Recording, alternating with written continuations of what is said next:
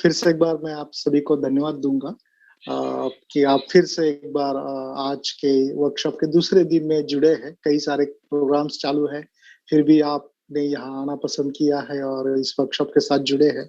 इसके लिए मैं आप सभी का बहुत बहुत धन्यवाद देता हूँ और महेंद्र नगर केंद्र को भी बहुत बहुत धन्यवाद देता हूँ कि उनकी वजह से मुझे आपसे कुछ साझा करने की, आपसे कुछ बात करने का अवसर मिला है।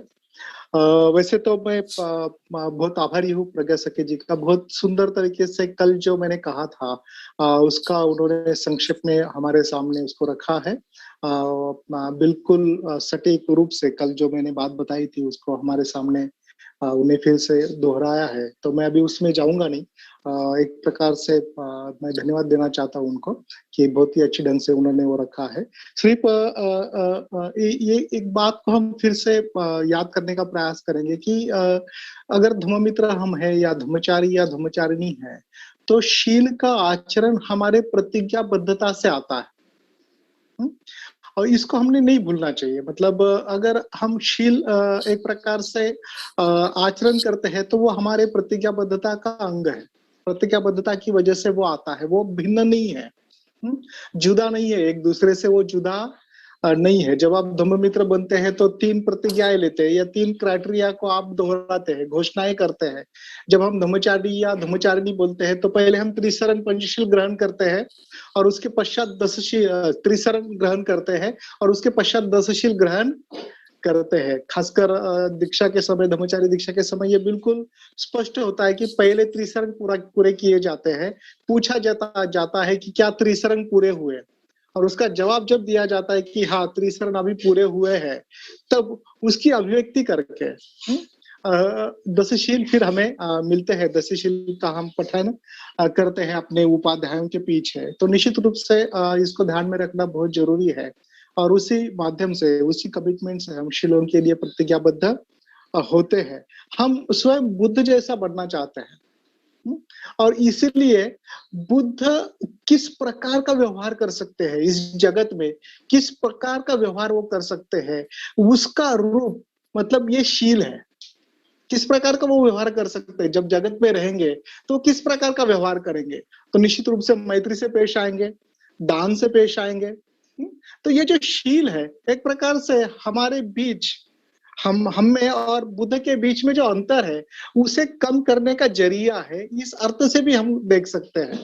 मैं इस बात को इसलिए जोर देकर बता रहा हूँ क्योंकि बहुत बार हम शील का आचरण, हम केवल धम्मचारी है या धम्ममित्र है इसलिए अभी करना पड़ेगा, नहीं क्या हमने करना चाहिए, इस प्रकार से सोचकर करने का प्रयास करते हैं।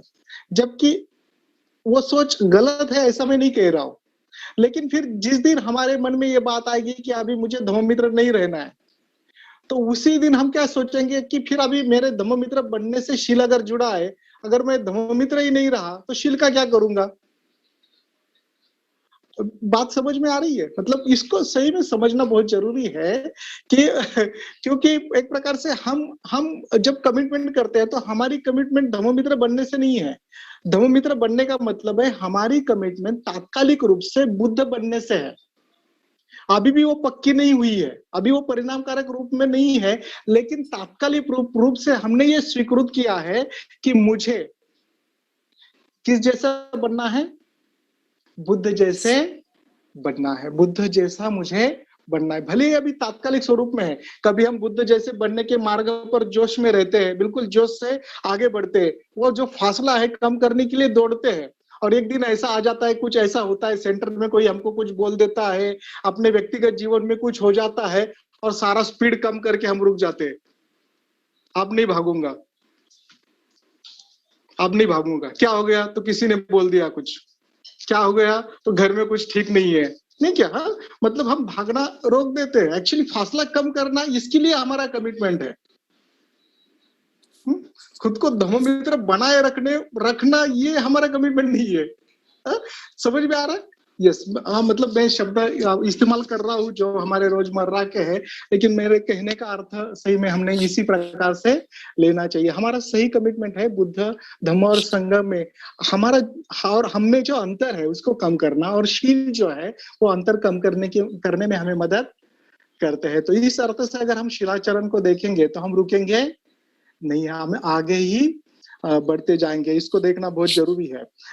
मैं जब शायद मैं 9वीं या 10वीं कक्षा में था, तो एक मराठी में हमें वात्रटिका थी। वो मराठी में जो वात्रटिका थी उसका नाम था बोलावणं आल्याशिवाय नाही। मतलब बुलावा आने, मैं बुला जब तक बुलावा नहीं आता तब तक नहीं करूंगा, मतलब बुलावना आल्याशिवाय नहीं। तो जो वात्र टीकाकार है वो कहता है कि पिछले कई सालों से 5-6 सालों से मैं एक ही कक्षा में हूँ। मैं इसलिए एक ही कक्षा में हूँ क्योंकि आगे की कक्षा का मुझे बुलावा आया ही नहीं। मैं इसी कक्षा में इसलिए हूँ क्योंकि आगे की कक्षा का मुझे बुलावा आया ही नहीं। हमारा धम्म जीवन बहुत बार इसी तरह से हम अटका के रखते हैं। हम किसी के राह देखते हैं कि कोई बुलावा भेजेगा, ठीक है, कोई बुलावा देगा, हर समय कोई हमें बुलावा देगा ही ऐसा नहीं है। हमने सही में स्वयं पुढाकार लेके इसको आगे बढ़ना चाहिए। और खासकर मैंने कल ये बताया था कि जब हम शीलों की बात करते हैं, शुद्धिकरण की बात करते हैं, तो हर समय जिस प्रकार से शील के बारे में हम विचार करते हैं, थोड़ा उस प्रकार से विचार नहीं करेंगे, उनको तत्व के रूप में देखेंगे। ये नियम नहीं है, ये तत्व है। और भंते ने स्वयं इसको 5 अलग अलग तत्व के रूप में बताने का प्रयास किया है। और कल हमने उसमें से 2 तत्व देखने का प्रयास किया है। पहला तत्व है अहिंसा का तत्व और दूसरा तत्व है शोषण न करने का तत्व। तो अहिंसा के तत्व में हमने ये देखा है कि हम ज्यादा से ज्यादा मैत्रीपूर्ण व्यवहार करने का प्रयास करते हैं, प्यार करने का प्रयास करते हैं। और हम सभी मनुष्य प्राणी, सभी मनुष्य अस्तित्व जो है, सभी प्राणियों का अस्तित्व है, हमारे ही अस्तित्व का हिस्सा है, वो हमसे हमसे अभिन्न है। इस बात को हम समझने का प्रयास करते हैं। अगर हम अभिन्न हैं तो हम उनको तकलीफ नहीं देंगे, उनका बुरा नहीं चाहेंगे। कोई खुद के हिस्से को क्षति पहुंचाना चाहेगा? शरीर के अपने ही अंग को कोई क्षति पहुंचाना चाहेगा? कुछ तो करिए। मुझे जैसे मैंने कल कहा था कि गर्दन हिलाई है ना, क्या मुंडी हिलाई है ठीक है, कोई नहीं चाहेगा, अपने अंग को कोई क्षति नहीं पहुंचाएगा। अगर अपना अंग नहीं है तो फिर क्षति इजीली पहुंचाई जा सकती है। कभी अगर आपको कांटा चुभा है, अगर आप स्वयं अपने कांटा निकालने का प्रयास करते हो ना, तो इतना इजी नहीं होता। इतना हम केयरफुली डर जाते हैं ना, डरते हैं, खुद को क्षति पहुंचाने के लिए डरते हैं। तो कोई बोलता है कि तू रुक, मैं कांटा निकाल देता हूँ, नहीं क्या? तो दूसरे के लिए कांटा निकालना इजी होता है, स्वयं को तकलीफ देना उतना इजी नहीं होता। अगर हम स्वयं को तकलीफ नहीं देना चाहते तो उसी प्रकार हम दूसरे को भी तकलीफ देना नहीं चाहते। अगर स्वयं के प्रति हमें प्यार है, स्वयं के प्रति किसी भी प्रकार से घृणा नहीं है, तो दूसरों के प्रति फिर किसी भी प्रकार से घृणा का क्या मतलब है? ये सवाल हमने सही में खुद को पूछना चाहिए। और यही बात अहिंसा का जो तत्व है वो हमें सिखाता है कि किसी भी प्रकार से हमने मनुष्य प्राणियों की घृणा नहीं करनी चाहिए। किसी भी सजीव की घृणा हमने नहीं करनी चाहिए, उसकी हिंसा नहीं करनी चाहिए। और प्यार और प्रेम और करुणा को ही हमने इस विश्व में लाना चाहिए। और किसी भी हद से, किसी भी परिस्थिति में हम द्वेष के तत्व को बढ़ावा नहीं दे सकते। इसको समझना बहुत जरूरी है। अपने व्यक्तिगत जीवन में कभी कभी हम ये सोच लेते हैं कि नहीं चलता है, थोड़ा तो टिट फॉर टैट चलता है। जैसे मैंने कल कहा था ना कि सही में सोचो, अगर ऐसी आपकी सोच है तो उसको दुरुस्त करना जरूरी है। और एक बात, मुझे कल मैं उसको उतना ज्यादा गौर नहीं दे पाया, लेकिन धम्ममित्र धम्मचारी और धम्मचारिणियों ने इस बात को ध्यान में रखना बहुत जरूरी है। क्योंकि भारत की परिस्थिति में, खासकर पुरुषों के लिए बहुत महत्वपूर्ण है जानना कि भारतीय परिस्थिति में कभी कभी पुरुषों के मन में ये बात हो जाती है कि नहीं, घर की महिला है, थोड़ा तो चलता है, थोड़ा तो चलता है, एक आध बार साल में हाथ उड़ भी गया तो कुछ फर्क नहीं पड़ता, क्योंकि इतना तो चलता है। इतना भी नहीं चलता, इतना क्या, कुछ भी नहीं चलता। हम ऐसा कर नहीं सकते। अगर हम धम्म जीवन पे है तो किसी भी कारणवश ये बात हम नहीं कर सकते। ये समझना बहुत जरूरी है। धम्म कितना भी गहरा क्यों ना हो, कितनी भी ऊंची उसकी शिक्षा क्यों ना हो, उसका अंतिम उद्देश्य व्यवहार में लाना है। उसका अंतिम उद्देश्य क्या होता है? व्यवहार में उसको उतारना है। तो हम कितनी भी गहरी शिक्षा को सुनने का प्रयास क्यों ना करें, उसका अंतिम उद्देश्य क्या है, हमारे जीवन में प्रैक्टिकली वो उतरना चाहिए। और इस अर्थ से हम शिलाचरण को देख सकते हैं, हिंसा को, अहिंसा के तत्व को देख सकते हैं। और फिर दूसरा जो शोषण का तत्व है, उसके बारे में केवल एक ही वाक्य में बोलूंगा और आगे मैं बढ़ना चाहूंगा। बुद्ध खासकर इस बात के बारे में बहुत सजग थे, खासकर मानवीय संबंधों के बारे में, और उसमें भी व्यक्तिगत संबंधों के बारे में बहुत सजग थे। और इसलिए व्यक्तिगत संबंधों के बारे में उनका जो दर्शन है, उनका जो तत्व ज्ञान है, वो यही कहता है कि फिर हम धार्मिक जीवन में हो, हम आर्थिक जीवन में हो, हम करीबी रिश्ते के जीवन में हो, जहां कहीं पर भी हो, जहां पर हमारा एक मनुष्य करके दूसरे मनुष्य के साथ संपर्क आता है, किसी भी प्रकार की परिस्थिति में, वहां पर शोषण का अभाव होना चाहिए। वहां पर क्या होना चाहिए, शोषण नहीं होना चाहिए। और हम स्वयं को सवाल पूछ सकते हैं कि क्या मेरे हाथ से कहीं पर भी गलती से भी छोटा सा शोषण हो रहा है क्या? अगर ऐसा है तो हमने उससे परहेज करना चाहिए, क्योंकि यह शोषण हमारे और बुद्ध के बीच की दूरी को बढ़ाता है। और हमारा कमिटमेंट तो क्या है, हमारा कमिटमेंट ये है कि ये दूरी हमें कम करनी है। तो इस प्रकार से हम कल दो जो तत्व है उसको देख चुके थे। आज हम तीसरे तत्व की तरफ बढ़ेंगे। तीसरा तत्व है संतुष्टि का तत्व, समाधान का तत्व। अभी ये इसका सीधा सीधा तीसरे शील से संबंध है। और जब भी हम तीसरे शील की बात करते हैं तो हमको लगता है कि जो भी हमें पता है, जो भी हमें ज्ञात है, ऐसे सभी प्रकार की मिथ्या दृष्टि से दूर रहना मतलब तीसरा शील। हमें सीधा सीधा ऐसा ही उसका अर्थ पता है कि जो भी हम कल्पना करते हैं, जो भी हमें पता है कि मिथ्याचार किसको कहा जाता है या व्यभिचार किसको कहा जाता है, इस सारे प्रकार के व्यभिचार से, सारे प्रकार के मिथ्याचार से दूर रहना मतलब तीसरा शील है, और बिल्कुल दुरुस्त है। लेकिन तीसरा शील इतना ही नहीं है। तीसरे शील का संबंध जो है संतुष्टि के अनुभव को लेना है, संतुष्टि के अनुभव में रहना है। मुझे लगता है कि इस अर्थ से हमने सही में इस शील को देखना चाहिए, और ज्यादा से ज्यादा हम संतुष्टि की तरफ बढ़ रहे हैं क्या, इसको हमने समझना चाहिए। और ऐसा कहते हैं कि सही संतुष्टि का अनुभव जो है, हम ध्यान की ऊंची अवस्था में ले सकते हैं, ध्यान की गहरी अवस्था में हम ले सकते हैं। अभी इसको समझना है तो एक बहुत महत्वपूर्ण बात भंते संरक्षी जी ने कही है, जो फॉर्मूला हमको सबको पता है, लेकिन फिर से एक बार मैं अपनी तरीके से उसे दोहराना चाहूंगा। हम सबको पता है कि हम जो अनुभव लेते हैं इस जगत का, वो 3 स्तर पर इस जगत को रखा गया है, या इस जगत के अनुभव को रखा गया है। एक पहले तरीके से उसको रखा गया है जिसको हम कामलोक कहते हैं, दूसरी तरीके से उसे रखा गया है जिसको हम रूपलोक कहते हैं, और तीसरी तरीके से उसे रखा गया है जिसको हम अरूपलोक कहते हैं। अभी ये सारे शब्द हमने कभी ना कभी सुने हैं। धम्ममित्र है तो निश्चित रूप से सुने हैं। ध्यान का अगर आपने अभ्यास किया है, खरोखर ध्यान म्हणजे काय, अगर इसका आपने अध्ययन किया है तो निश्चित रूप से ये 3 शब्द हमने सुने हैं। अष्टांग मार्ग का अध्ययन भी हमने किया है तो भी ये शब्द हमने सुने हैं, नहीं क्या, सुने हैं। तो फिर संतुष्टि का अर्थ क्या है यहाँ पर, फिर संतुष्टि का अर्थ क्या है, तो संतुष्टि का अर्थ है कि निम्न स्तर की अवस्था से, निम्न स्तर की अवस्था से, निम्न स्तर की मन की अवस्था से, मानसिक अवस्था से ऊंचे स्तर के मानसिक अवस्था तक बढ़ना। निम्न स्तर के मानसिक अवस्था से, निम्न स्तर के अनुभव से ऊंचे स्तर के अनुभव तक या ऊंचे स्तर के मानसिक अवस्था तक बढ़ना मतलब संतुष्टि का सही आचरण है। अभी हम सभी लोग स्वयं को ये सवाल पूछ सकते हैं कि क्या फिर मेरा जीवन इस तरह से हो रहा है, क्या मैं निम्न स्तर के अनुभव से धीरे धीरे ऊंचे स्तर के अनुभव की तरफ बढ़ रहा हूँ, निम्न स्तर की मानसिक अवस्था से मैं ऊंचे स्तर की मानसिक अवस्था को तक बढ़ रहा हूँ या नहीं, ये सवाल हम स्वयं खुद को पूछ सकते हैं।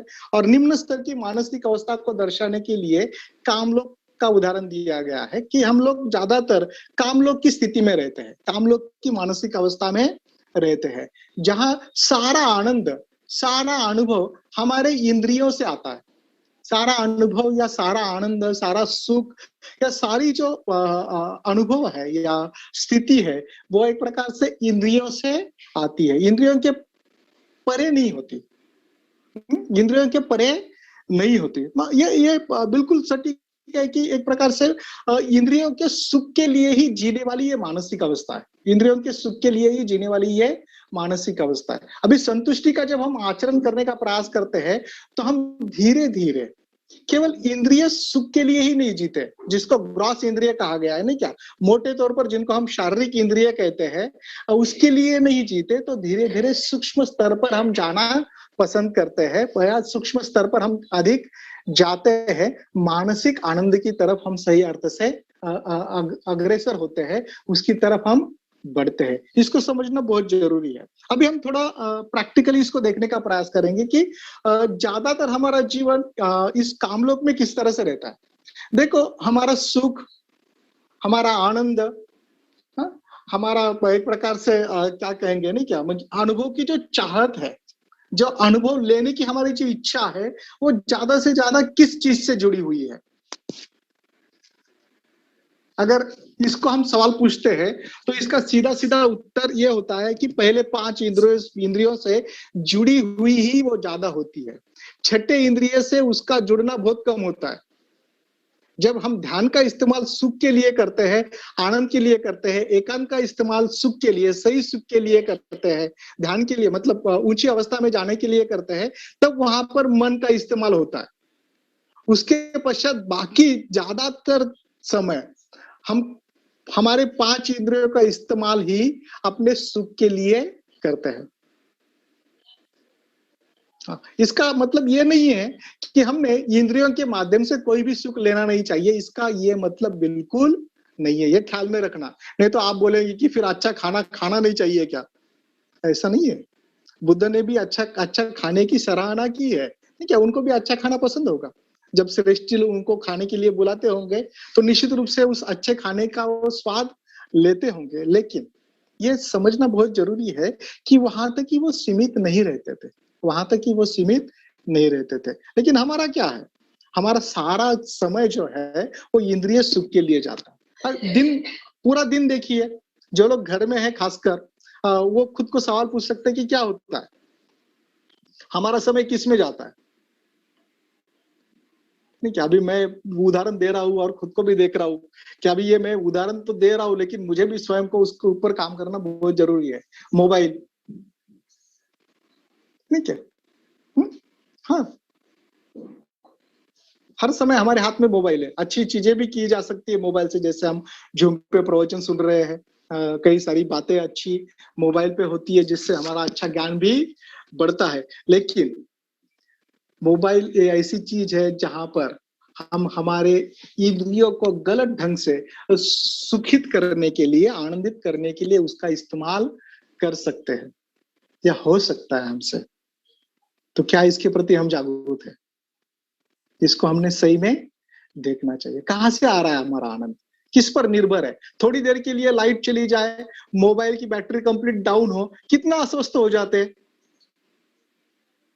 अरे चार्जिंग नहीं किया है, लेकिन तुरंत पूछेंगे कि किसके पास वो है, क्या क्या बोलते हैं उसको, बैंक, कौन से पावर बैंक, नहीं क्या, हाँ, पावर बैंक है क्या, हाँ, हम तुरंत पूछेंगे। लेकिन कोई ये नहीं सोचेगा कि चलो थोड़ी देर के लिए अभी लाइट नहीं है, मोबाइल भी अगर शटडाउन हुआ है, तो चलो ध्यान करते हैं और थोड़ी समय के लिए इंद्रिय सुख से दूर जाकर मन के सुख की बात करते हैं। सही में सोचना पड़ेगा, नहीं क्या, सही में देखना पड़ेगा कि क्या हो रहा है हमारे जीवन में। दूसरी पे बात सोच रहा था कि हम लोग तो कहते हैं कि मैं यहाँ पर क्यों आया हूँ, क्योंकि मेरा बाहरी जीवन जो था, जब मैं संग में नहीं था तो दुख में था, बहुत यातनाएं मैंने सहन की है, और सुख के लिए मैं संग के पास आया हूँ। बोलते हैं क्या, बराबर है? कुछ तो बोलिए, हाँ, बोलते हैं ना। लेकिन अगर कोई प्रशंसा नहीं करता है, किसी ने पूजा स्थान बनाया है, किसी ने किसी को मदद की है और प्रशंसा नहीं हुई, गलती से नाम लेना कोई भूल गया, तो क्या हो जाता है? हाँ, दुख में तब्दील हो जाता है वो, नहीं क्या, वो कृति जो है हमारी दुख में तब्दील हो जाती है। हम आए सुख के लिए, लेकिन हमारा सुख निर्भर रखा किस पर? प्रशंसा करने पर। हम बुद्ध के लिए इतना अच्छा श्राइन बनाया है, इतना सुंदर श्राइन बनाया है, उनका वेलकम करने के लिए इतना श्राइन अच्छा बनाया है, तो उसमें सुख लेने के बजाय उसके बाद आभार प्रदर्शन में मेरा नाम आता है कि नहीं, इस पर हमने सुख निर्भर कर दिया। ये 2 घंटे में होने वाला परिवर्तन है। हाँ, 2 घंटे पहले आप श्राइन बनाने में बिल्कुल तन मन धन से लगे, वहां पर कोई विचार नहीं होता कि कोई मेरा पुण्यानुमोदन करेगा। अगर होता भी है तो बैकग्राउंड में होता है, नहीं क्या? हम पूरी शक्ति लगाते हैं, पूरा पूजा स्थान बहुत अच्छा बनाते हैं, और जैसे ही कार्यक्रम शुरू होता है तब भी ज्यादा ध्यान में नहीं आता। जैसे ही अनाउंसमेंट हो जाता है कि अभी आभार प्रदर्शन होगा, तुरंत हमारा मन हमको बोलता है कि अभी तेरा आभार आना चाहिए, ठीक है? हाँ, तुम्हारा नाम अभी आना चाहिए। और गलती से बेचारे हमारे धमो भाई अगर आप हमारा नाम लेना भूल गए, तो सारा सुख दुख में तब्दील हो जाता है। सही में सोचना चाहिए। मैं एक उदाहरण दे रहा हूँ कि ऐसे कई सारे बाहरी बातों पर हमने हमारा सुख निर्भर रखा है। ये कामलोक की अवस्था, ऐसे निम्न स्तर के सुख से हमें ऊंचे स्तर के सुख में जाना है। और स्वयं को सवाल पूछिए कि क्या मैं ये कर रहा हूं, क्या ये मेरे से हो रहा है? अगर नहीं है तो निश्चित रूप से मुझे वो करना जरूरी है। और इसलिए ध्यान साधना बहुत महत्वपूर्ण है। आगे की जो अवस्था है, 2 अवस्था है, वो ध्यान साधना के माध्यम से आती है, जो केवल ठोस स्वरूप के इंद्रियों पर निर्भर नहीं होती, तो जो मन का इंद्रिय है उस पर वो निर्भर होती है। सही सुख की तरफ धीरे धीरे लेके जाने वाली वो अवस्था होती है। काम लोग से हमें दूर ले जाकर सही में ऐसा हम कह सकते हैं कि हम सही में हमें धम्म का जो अनुभव है उसे देने की क्षमता रखने वाली अवस्था में वो ले जाती है। और उसमें पहली अवस्था है रूप लोक की अवस्था है, जिसमें हम गहरे ध्यान के माध्यम से पहुंचते हैं। और ऐसा कहा जाता है कि खासकर पहले जो 5 बंधन होते हैं उसको तोड़ने के पश्चात हम सही अर्थ से रूप लोक का अनुभव कर सकते हैं, क्योंकि जो काम राग है वहां तक एक प्रकार से संभावना रहती है कि हम कामलोक का अनुभव लेते रहे। लेकिन जब हम कामराग को तोड़ते हैं तो निश्चित रूप से रूप लोक का अनुभव कर सकते हैं, गहरे सुख का, जो केवल इंद्रियों पर निर्भर नहीं है, मन पर निर्भर है। ऐसे सुख का अनुभव हम ले सकते हैं। गहरे ध्यान में हम जा सकते हैं। जैसे हम ध्यान साधना की बात करते हैं तो हम सबको पता है कि ध्यान साधना में जो 5 स्थितियां होती है, जिसमें मैं अभी जाऊंगा नहीं, आप सभी लोगों को वो पता है, नहीं क्या? उस जो गहरी ध्यान की अवस्था है उससे हम रूप लोक की ध्यान की अवस्था में पहुंच सकते हैं, निश्चित रूप से पहुंच सकते हैं। और उसके बाद है अरूप लोक की अवस्था, जिसको हम श्रेष्ठ अवस्था कहते हैं। ऐसा कहा जाता है, बौद्ध परंपरा ऐसे ऐसे कहती है कि ये जो ध्यान की अवस्था है वो समाधि की स्थिति से निर्माण होती है, जहां पर ऊंचा कंसंट्रेशन है, बिल्कुल हम एकरूप हुए हैं, एकाग्र हुए हैं।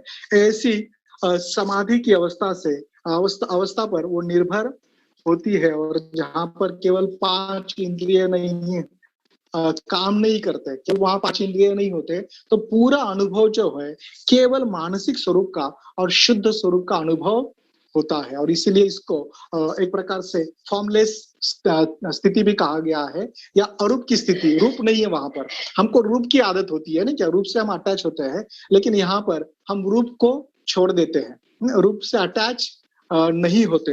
तो अभी ये अवस्था ऐसी है कि जिसके बारे में ज्यादा बोलना बहुत कठिन है, क्योंकि ये हमारे अनुभव से जुड़ी हुई नहीं है, इसलिए इसको बताना, इसको एक्सप्रेस करना इतना इजी नहीं होता। हम इतना ही कह सकते हैं कि जो श्रेष्ठ मानसिक अवस्था में है उसमें हम यहाँ पर विहार करते हैं, और उस अवस्था में हम यहाँ पर रहते हैं। लेकिन ये हमारा धीरे धीरे विकसित होने वाला अनुभव है। ज्यादा से ज्यादा समय हम पहले प्रकार के लोक में ही होते हैं, लेकिन हमारे संतुष्टि का अर्थ है कि हम इस लोक से निकलकर, इस प्रकार की निम्न मानसिक अवस्था से निकलकर और सूक्ष्म और शुद्ध स्वरूप की मानसिक अवस्था में चले जाए।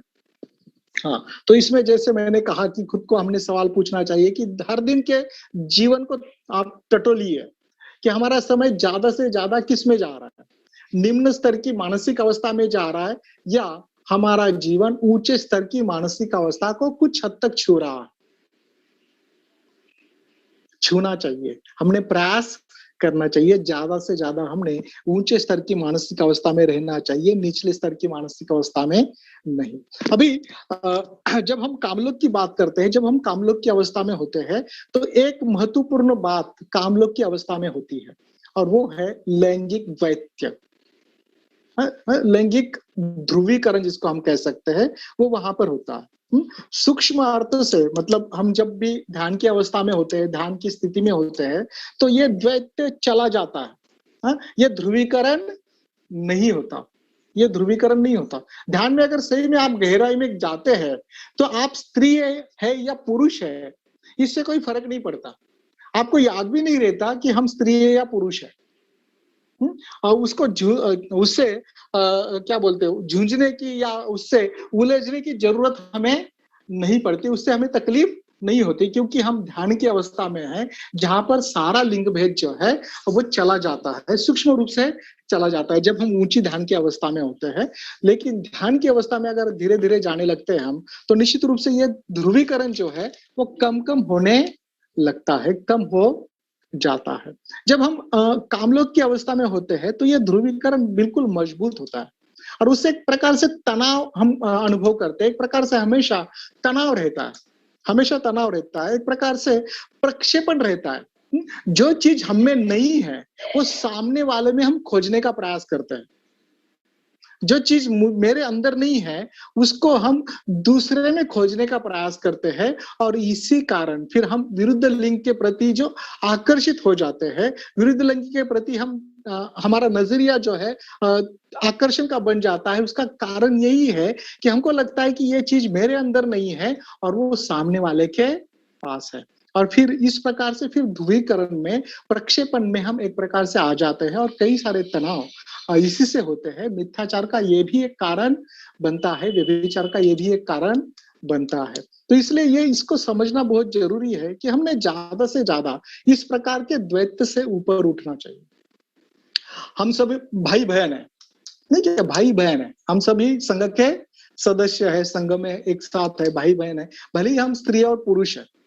लेकिन हम जब भी इकट्ठा आते हैं, तो हमें इस बात को हर समय मन में लेने की जरूरत नहीं कि कोई स्त्री और कोई पुरुष है। ख्याल में आ रहा है क्या? मतलब हम तो मतलब हम जो है वही वही रहेंगे, लेकिन उससे बाधित होने की हमें जरूरत नहीं है। हम शील के माध्यम से निश्चित रूप से एक दूसरे को प्रतिसाद देंगे, निश्चित रूप से किसी भी प्रकार से गलत ढंग से एक दूसरे को प्रतिसाद नहीं देंगे। लेकिन एक स्त्री और पुरुष होने के बावजूद भी हमारे अंदर बुद्धत्व की समान क्षमता मौजूद है, इस अर्थ से एक दूसरे को प्रतिसाद देंगे। हम किसी को शरीर से प्रतिसाद नहीं देंगे। स्पष्ट हो रहा है क्या भाई और बहनों? मैं जानबूझकर इस मुद्दे को स्पष्ट करने का प्रयास कर रहा हूँ, थोड़ा गहरा है, लेकिन इसे समझना बहुत जरूरी है, क्योंकि वो प्रक्षेपण हर समय, वो ध्रुवीकरण हर समय अनुभव करते हैं हम। टेंशन सा रहता है, थोड़ा सा नहीं क्या, टेंशन सा हम भी महसूस करते हैं, लेकिन हमने इसके ऊपर उठना चाहिए, इस ध्रुवीकरण के ऊपर उठना चाहिए। और लेकिन ये बोलने से हम ध्रुवीकरण से ऊपर उठेंगे नहीं, उसके लिए ध्यान साधना ही हमें मदद करती है। कभी आपने अनुभव किया होगा, अगर महिलाओं का शिविर है और कोई भी पुरुष आजू बाजू में नहीं है, कोई भी पुरुष आजू बाजू में नहीं है, तो महिलाओं को मैं महिला हूं इसकी याद रखने की जरूरत नहीं है। सारा काम वो कर लेती है, सारी बातों में वो शरीक होती है, किसी की मदद की जरूरत नहीं है। कोई भावना भी ये नहीं है कि मैं अभी अबला हूं, या शक्ति नहीं है, या ये नहीं कर सकती, वो नहीं कर सकती, ऐसी कोई भावना नहीं होती। देखिए, अगर आप शिविर में हैं, कभी आपने अनुभव लिया होगा, लेकिन गलती से अगर पुरुष दिख जाए, तो तुरंत हम अपने अंदर जागरूक हो जाते हैं कि मैं स्त्री हूं, मैं स्त्री हूं, अभी थोड़ा ठीक ढंग से रहना चाहिए। पुरुषों के शिविर के बारे में भी ऐसा है। पुरुष जब शिविर में होते हैं और कोई महिला इर्द गिर्द नहीं है, तो उनको ये याद रखने की जरूरत नहीं होती कि वो पुरुष है। लेकिन गलती से अगर महिला दिख जाए, तो तुरंत वो ध्रुवीकरण शुरू हो जाता है, और ये हो जाता है कि मैं कौन हूँ, पुरुष हूँ। पुरुषों के शिविर में अगर वो रोटियां बना रहे हैं, तो उनको ये नहीं लगता कि कोई देखेगा और कोई मुझे बुरा कहेगा, वो बिंदास रोटियां बेलने लगते हैं, कोई प्रॉब्लम नहीं है। भले ही घर में ना बेलते हो, लेकिन शिविर में बैठ रहे हैं, नहीं क्या? चिंता करने की जरूरत नहीं है। लेकिन जैसे स्त्री आ जाएंगी तो उनके मन में आता है कि बाप रे, मैं रोटियां बेल रहा हूँ, मैं महिलाओं का काम कर रहा हूँ। ये जो ध्रुवीकरण है ना, ये हमारे मन में कृत्रिम रूप से हमने निर्माण किया है। ये कामलोक की अवस्था की देन है। यह द्वैत जो है वो कामलोक की अवस्था की देन है, इसलिए उससे हमने दूर जाना चाहिए। सही संतुष्टि का अर्थ होता है कि धीरे धीरे हम इस द्वैत से दूर चले जाते हैं। तो हमने सवाल पूछना चाहिए कि क्या मैं इस द्वैत से दूर जा रहा हूँ? और निश्चित रूप से इसी के कारण हमको समझ में नहीं आने के कारण कि मैं सही में सामने वाले व्यक्ति से क्या चाहता हूँ, हाँ, ये समझ में नहीं आने के कारण भी तीसरे शील के बारे में हमसे गड़बड़ी हो जाती है। हमें सही में क्या चाहिए ये समझ में नहीं आने के कारण, प्रक्षेपण के कारण बहुत बार शील की गड़बड़ी हो जाती है। और संतुष्टि का अर्थ यही है कि हम इसको स्पष्ट रूप से देखते हैं और उससे दूर रहते हैं, दूर चले जाते हैं। यस, और इस अर्थ से हमने संतुष्टि का आचरण करना चाहिए, इस अर्थ से संतुष्टि के जीवन को जीना चाहिए। लेकिन इतना ही संतुष्टि का अर्थ नहीं है। केवल कामलोक की अवस्था से उच्चतम मानसिक अवस्था तक जाना ही उसका अर्थ नहीं है। तो उसका अंतिम अर्थ यह है कि हर समय ब्रह्म विहार की स्थिति में रहना। उसका अर्थ क्या है? ब्रह्म विहार की स्थिति में रहना। अभी केवल हम लैंगिक दुराचार से दूर नहीं रह रहे हैं, तो खुद को मैत्री, करुणा, मुदिता और उपेक्षा की अवस्था में खुद को रखने का प्रयास कर रहे हैं। नहीं क्या? जो भी ब्रह्म विहार की ध्यान साधनाएं हैं, ब्रह्म विहार की अवस्था है, उसमें हम रहने का प्रयास कर रहे हैं। अभी ये ध्यान साधना केवल क्या बोलते हैं उसको, कुशन पे बैठ के करने की ध्यान साधनाएं नहीं है। तो नित्य जीवन में हम इन मानसिक अवस्थाओं का अनुभव कर सकते हैं। अगर कोई दुख में है तो हमारी करुणा जागृत होनी चाहिए, हमारा क्रौर्य जागृत नहीं होना चाहिए। क्या अच्छा हो गया, इसको ऐसा ही चाहिए था, पिछले समय इसने मुझे तकलीफ दी थी, अच्छा हो गया, कर्म का फल इसी जीवन में मिलता है, नहीं क्या? ऐसा कहकर हम उसके दुख के प्रति आनंद नहीं ले सकते। हमें करुणा आनी चाहिए, भले शत्रु क्यों ना हो।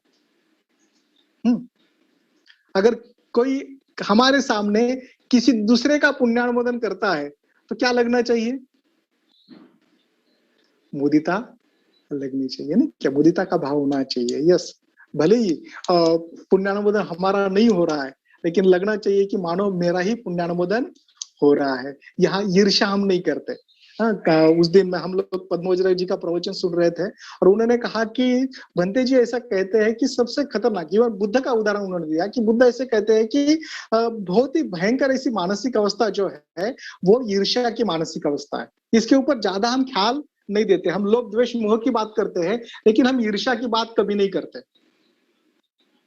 सूक्ष्म रूप से हम ईर्ष्या में फंसे रहते हैं। यहाँ पर हम ईर्ष्या से दूर चले जाते हैं, दूसरे के आनंद में आनंद लेना सीखते हैं। तो स्वयं को सवाल पूछिए कि जब दूसरे का पुण्यानुमोदन होता है तो कैसे लगता है? अगर मुदिता है तो समझिए कि आप ऊंची मानसिक अवस्था में है। अगर मुदिता नहीं है, एनवी है, ईर्ष्या है, तो समझने का कि सफर अभी काफी तय करना बाकी है, जोर लगाना पड़ेगा। क्या बोलते हैं उसको, एडी की शक्ति लगानी पड़ेगी, नहीं क्या? बिल्कुल एक प्रकार से इस तरह से हम सोच सकते हैं। उसी प्रकार से उपेक्षा का भाव है, नहीं क्या? जीवन में कितना भी विचलन आए, स्तुति हो, निंदा हो, लाभ हो, हानि हो, दुख हो, सुख हो, जो भी 8 लोक स्वभाव है, उस लोक स्वभाव के संपर्क में आने के बावजूद भी हम खुद को स्थिर रखना सीखते। इतना इजी नहीं है, लेकिन हम खुद को ठीक रखना सीखते हैं। हम में से कई सारे लोगों के जीवन में कई सारी तकलीफें आई है, लेकिन धम्म के कारण वो खुद को फिर भी धम्म जीवन में बनाए रखे हैं। कुछ ना कुछ उपेक्षा का अनुभव हमें है, नहीं ऐसा नहीं है। तो उसे और मजबूत करना है, उसे सही अर्थ से हमेशा के लिए हमें स्थापित करना है। जब ये 4 ब्रह्म विहार, मैत्री इसलिए नहीं बताया मैंने क्योंकि मैत्री के ऊपर हम पहले ही बोल चुके हैं, कल उसके बारे में हम बोल चुके हैं, इसलिए मैत्री के बारे में मैंने ज्यादा नहीं बताया। लेकिन ये 4 जो ब्रह्म विहार है हमारे जीवन में जब पूरी तरह से स्थापित होंगे तो निश्चित रूप से हम इस तीसरे शील को, इस संतुष्टि के तत्व को पूरी तरह से अनुभव करेंगे, पूरी तरह से उसका आचरण करेंगे। तो मुझे लगता है कि ये जो तत्व है तीसरा, इस प्रकार से मैं आपके सामने रखना चाहूंगा। उसके बाद जो चौथी बात है वो है संपर्क का तत्व, संपर्क का तत्व। ये चौथा शील है। यस, और जिसकी शुरुआत मैं धम्मपद की गाथा से करना चाहता हूँ। धम्मपद का जो 8वां वर्ग है, सहस्त्र वर्ग, उसमें ऐसा कहा गया है कि हजारों निरर्थक शब्दों के संग्रह के बजाय, हजारों निरर्थक शब्दों के संग्रह के बजाय एक अर्थपूर्ण शब्द सुनने से, एक अर्थपूर्ण शब्द सुनने से मन शांत हो जाता है। एक अर्थपूर्ण शब्द सुनने से मन शांत हो जाता है, ये धम्मपद की गाथा कहती है। और यहाँ पर सीधा सीधा फिर शील का, इस शील का अर्थ है एक प्रकार से अर्थपूर्ण बोलना या सत्य बोलना, सत्य जो अर्थपूर्ण है इस ढंग से बोलना। और जब हम चौथे शील की बात करते हैं, चौथे तत्व की बात करते हैं, संपर्क के तत्व की बात करते हैं, तो चौथे शील का सीधा सीधा संबंध जो है वो संपर्क से है, सीधा सीधा संबंध जो है वो संपर्क से है। और खासकर जब हम धम्म जीवन की बात करते हैं, संघ जीवन की बात करते हैं, तो हम सभी जानते हैं कि संघ जीवन में संपर्क का कितना महत्व है। और खासकर मानवीय जीवन का आधार ही संपर्क है। और इसलिए ये जो चौथा शील है, इस चौथे शील में हम सत्यवाणी को और गहरा ले जाने का प्रयास करते हैं। हमारी सत्य बोलने की बात को, सत्य वाचा को और गहरा करने का हम प्रयास करते हैं, उसे और गहरे स्तर पर ले जाने का हम प्रयास करते हैं। और इसलिए जब धम्ममित्र हम हैं, तो जब हम सत्य बोलते हैं तो केवल हम सत्य नहीं बोलते, तो उस सत्य की गहराई से हम सही में बोलने का प्रयास करते हैं। उसके साथ जो बाकी शीलों के स्तर आते हैं, उसके साथ उसको बोलने का प्रयास करते हैं। अभी जब हम सत्य की बात करते हैं, तो फिर सत्य किसको कहा जाए? सत्य वाचा ही सही अर्थ से संपर्क का माध्यम बन सकती है, ऐसा भंते संघर्षित कहते हैं। असत्य वाचा संपर्क का माध्यम नहीं बन सकती। अगर हम किसी से संपर्क कर रहे हैं और असत्य कथन कर रहे हैं, तो सही संपर्क का वो माध्यम नहीं हो सकता। और इसलिए सही संपर्क का, मानवीय संपर्क का अगर आधार है, कौन आधार है, तो सत्यवाणी, सत्य वाचा मानवीय संपर्क का आधार है। और इस ढंग से हम स्वयं को सवाल पूछ सकते हैं कि फिर क्या हम सत्य कथन करते हैं, सत्य बोलते हैं? अभी सत्य किसको कहा जाए? सत्य बोलना मतलब क्या? तो उसकी व्याख्या भी की गई है। ऐसा कहते हैं कि जो वस्तुनिष्ठ यथार्थता है, जो वस्तुनिष्ठ यथार्थता है, उस तरह से बोलना, मतलब अंग्रेजी में इसको कहा जाए तो जिसको फैक्चुअल एक्यूरेसी कहते हैं, उससे बोलना मतलब सत्य बोलना है। वस्तुनिष्ठ बोलना मतलब सत्य बोलना है। अभी उसका उदाहरण हम लेते हैं। जैसे अभी मैं स्क्रीन पे देख रहा हूं कि 100 लोग झूम पे जुड़े हैं, 100 लोग झूम पे जुड़े हैं, बराबर? मैंने देखा अभी कि 100 लोग झूम पे जुड़े हैं। अभी मुझे पता नहीं कि यूट्यूब पर कितने लोग जुड़े हैं।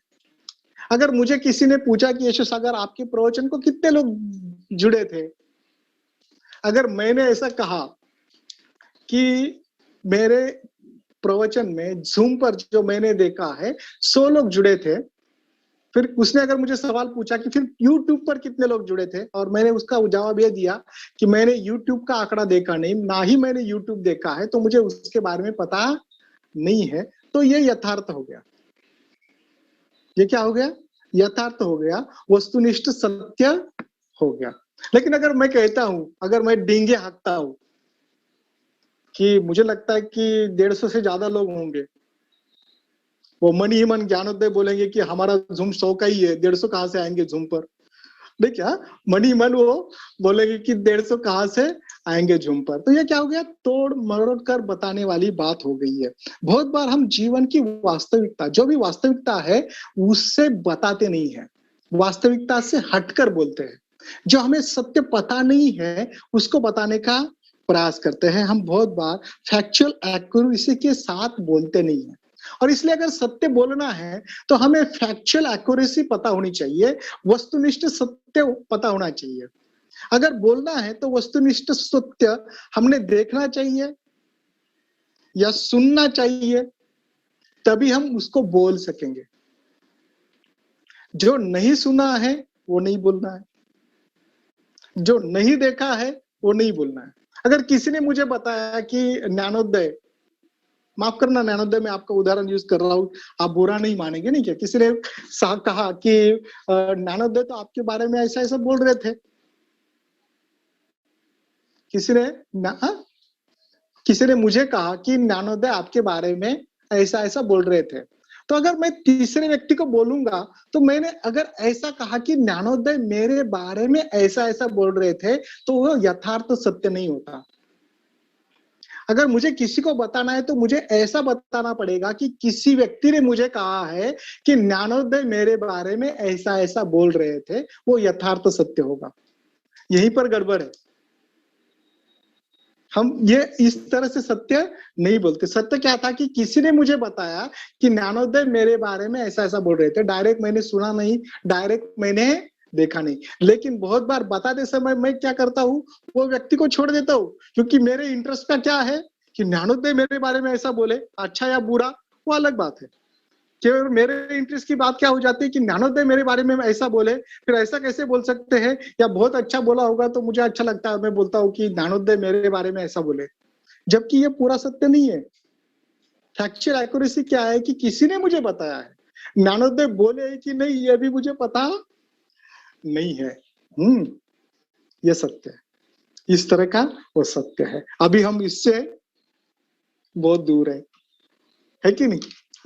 ऐसा कहते हैं कि सत्य बोधिसत्व की पारमिता है, इसलिए पूरा सत्य हमारे जीवन में नहीं रहेगा, लेकिन हमने सत्य के करीब जाने वाली लैंग्वेज बोलनी चाहिए। सत्य के करीब जाने वाली भाषा हमने बोलनी चाहिए, ज्यादा से ज्यादा करीब जाने वाली। असत्य नहीं होनी चाहिए, फैक्ट अनुसार वो होनी चाहिए। इसको सही में समझना जरूरी है। अगर फैक्ट्स अनुसार बोलना है, यथार्थ अगर हमको बोलना है, वस्तुनिष्ठ अगर हमको बोलना है, तो भंते संघर्षित ऐसा कहते हैं कि हमें सही में हमें क्या बोलना है, क्या हमें वो पता है, जो भी हमने सुना है क्या सही में वो सत्य है, ये हमें पता है। जो भी हमें व्यक्त करना है, अभिव्यक्त करना है, वो मुझे क्या व्यक्त करना है, ये मुझे पता है क्या? ये अगर बात हमको पता है तो ही हम सत्य कथन कर सकते हैं।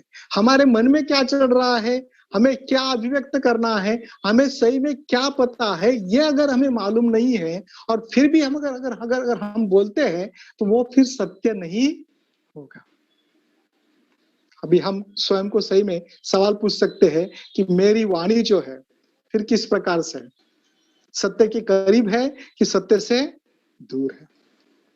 बहुत बार हम सत्य के लिए डरते हैं, सत्य बताने के लिए डरते हैं, नहीं क्या? सत्य हमको पता होता है, अंदर से पता होता है कि ये बराबर नहीं है, लेकिन हम डर के कारण, पक्षपात के कारण, स्वयं का फायदा या किसी करीबी का फायदा देखने के कारण सत्य बोल नहीं पाते। तो सत्य से दूर रहते हैं, तो हम खुद को सवाल पूछ सकते हैं कि जब मैं सत्य बोल नहीं पाता, उसके पीछे फिर कारण क्या होता है? कौन सी ऐसी बातें होती है जिसके कारण मैं सत्य बोल नहीं पाता? यस, तो ये मैं आपके लिए सवाल छोड़ूंगा। लेकिन जब सत्य बोलने की बात आती है, तो सत्य ऐसे जंगल में जाकर नहीं बोला जाता, बराबर? सत्य जंगल में जाकर नहीं बोला जाता, सत्य मनुष्य के साथ बोला जाता है, नहीं क्या? कभी कभी ऐसा हो सकता है कि मनुष्य के साथ अगर सत्य बोलना संभव नहीं है, तो हम गुस्से से जाकर किसी पेड़ को बोल सकते हैं कि मुझे ये सत्य बताना है, पेड़ देख ऐसा हुआ था। गलती से ऐसा कोई कर सकता है? नहीं क्या? मतलब जिसको मराठी में क्या बोलते हैं ना, क्या बहुत बार अगर घुसमट हो जाती है अंदर, हम बोल नहीं पाते हैं, नहीं क्या? किसी कारणवश बोल नहीं पाते, तो कभी कभी हम कृत्रिम वस्तुओं के साथ वो वार्तालाप करते हैं। वो दुर्भाग्यवश बात है कि हमें मनुष्य उपलब्ध नहीं होता हमारे सत्य को सुनने के लिए। सत्य को सत्य करके सुनने के लिए बहुत बार कभी कभी मनुष्य उपलब्ध नहीं होता, इसलिए हमारे संघ में संपर्क बहुत महत्वपूर्ण बात है। वहां पर हम सत्य सुनना चाहते हैं, सत्य को हम सत्य बोलने के लिए प्रेरित करते हैं। अगर सत्य बोलने के लिए प्रेरित करते हैं, तो कोई मुझे आकर ये बोल सकता है कि मुझे आपका प्रवचन बिल्कुल अच्छा नहीं लगा। हो सकता है ऐसा कि नहीं हो सकता? कुछ तो बोलिए, मुंडी हिलाइए। हो सकता है कि नहीं? किसी को हो सकता है कि बिल्कुल अच्छा नहीं लगा। अगर वो मैं सत्य को बढ़ावा देना चाहता हूं, तो वो आकर मुझे बोल सकता है कि यशु सागर आपका प्रवचन मुझे अच्छा नहीं लगा। तो इस सत्य को मैंने गलत ढंग से नहीं लेना चाहिए। मैंने उसका अनुमोदन करना चाहिए कि आपने सत्य बोला। ऐसे कई सारे लोग हैं जिनको अच्छा नहीं लगता फिर भी अच्छा है ये बोलते हैं, उससे अच्छे तो आप हो, क्योंकि कम से कम आपने जो है वो मुझे बताया। शील के लिए आप प्रेरित कर रहे हो उसको। हाँ, उसके बताने का ढंग कैसे होना चाहिए अभी मैं थोड़ी देर में बताऊंगा, नहीं क्या? तो मुझे लगता है कि अगर हम सत्य को बढ़ावा दे रहे हैं तो सत्य सुनने की क्षमता को भी हम विकसित करते हैं संपर्क में। संपर्क का ये सही अर्थ है, सत्य सुनने की क्षमता को भी हम विकसित करते हैं। जैसे मैंने कहा कि सत्य जंगल में बोला नहीं जाता, किसी मनुष्य के साथ बोला जाता है। तो फिर सत्य जो है जब हम बोलते हैं तो वो निश्चित रूप से प्रिय तरीके से बोलते हैं।